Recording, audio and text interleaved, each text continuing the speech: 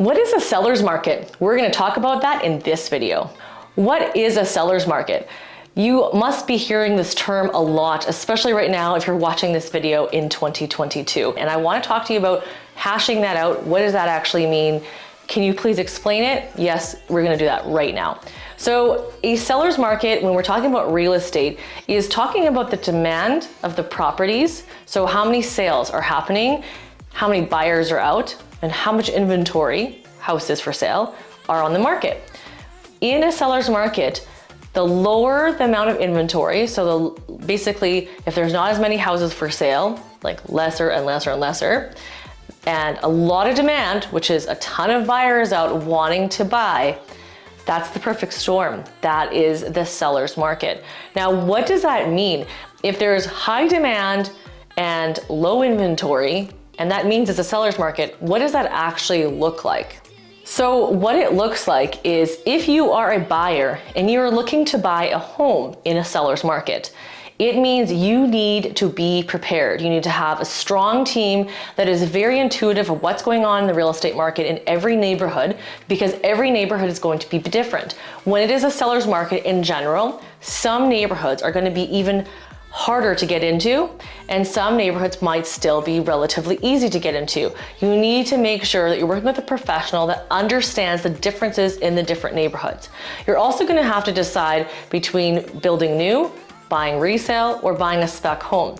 That's also going to dictate things as well. Now, when it's a seller's market, those actually kind of come together. Whether you're building or buying resale, the seller's market is actually contingent off of each other. So, for example, right now, if you're looking to buy a home resale, there's hardly any inventory. So you think, oh, I'm going to go buy a brand new and build a home.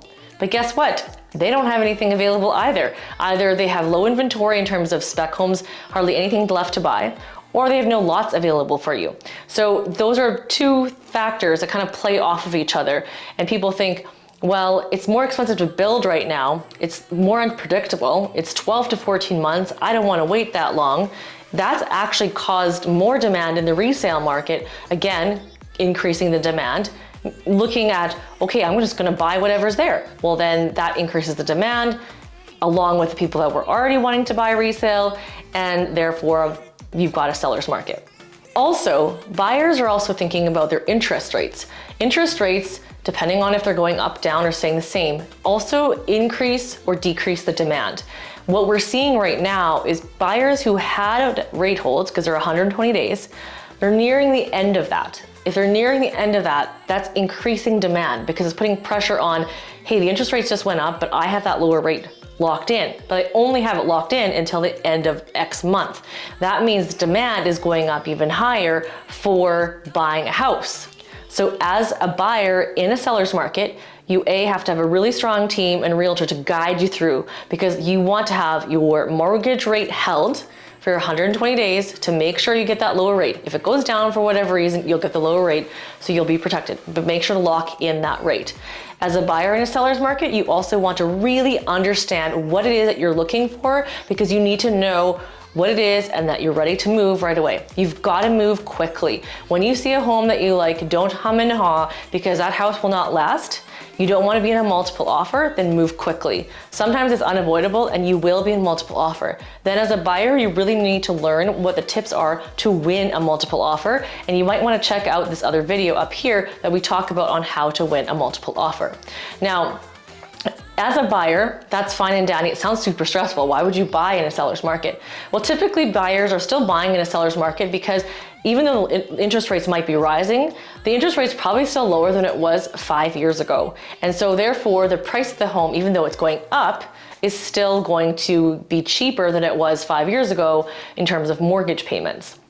The other reason why people buy in a seller's market is because they're moving. They've moved for work, their family's grown, you can't really control when that happens, and maybe you just really need a change. You've outgrown the house, and that's why you're still buying in a seller's market.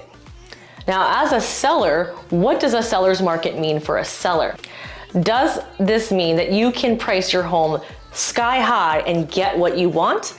I would caution you in a seller's market. This is Edmonton, Alberta, not Toronto, Ontario, where things go for absolutely insane amount of money as a seller. You are not going to see $100,000, $200,000 over list price when you put an offer or when you put your house on the market, because we're not like that. Now, if you were to underprice your house by that much, then probably you'll see that increase. But of course, most people aren't going to want to price their home that low. So in a seller's market, it is imperative and just as important as the other markets to make sure your home is priced properly and marketed properly and prepared. People think it's a seller's market. I can get away with selling anything. I'll just throw it up. I'm going to get what I want. I'm going to get more than I want. And it's not true at all. Take that time to get your home ready for sale. We still have our stager go out. We still want our clients to spend the time to get their home ready, to make sure it showcases the best so we can help you get the most amount of money. We still do all of our marketing. Whether or not our houses are pending before they hit the market, which happens, we still want to give that house the marketability that it needs to get, because you also don't know what's going to happen. Market could also dictate that sometimes financing falls through, and you just never know that as a seller what's going to happen with the buyers, even if they have a pre-approval. You just never know. So you want to have all your ducks in a row. You want to have that price exactly right. If you price too high, you are still going to miss the market. People are going to know. They are educated. If you price the house just right, you have a higher chance in getting multiple offers in a seller's market. So that is amazing as a seller. And in a seller's market, you're also going to have usually less days on market, which is also nice to know, but you have to be prepared for the excessive amount of showings that you might have in that short little period of time. So just be prepared as a seller to be out of your home quite a bit and quite quickly, and be prepared and shocked that you might sell it really fast. Now, if things don't move as quickly as you're thinking they should be, you need to look at all those factors I just listed. So what is the difference between a seller's market and a buyer's market? Well, let's go back to the definition of what a seller's market is. High demand, low inventory. Okay, so in a buyer's market, it's basically the exact opposite. The buyer's market is low demand, so very few buyers, few sales that are actually happening, and a high level of inventory. So many houses to choose from, you just don't even know what to do. You don't have to make a decision right away. You have all the time in the world to make a decision, and that is not what a seller's market is. So now that you know what a seller's market is, don't forget to watch these videos that are going to show you all about what's been going on in Edmonton's housing market specifically, and don't forget to hit subscribe.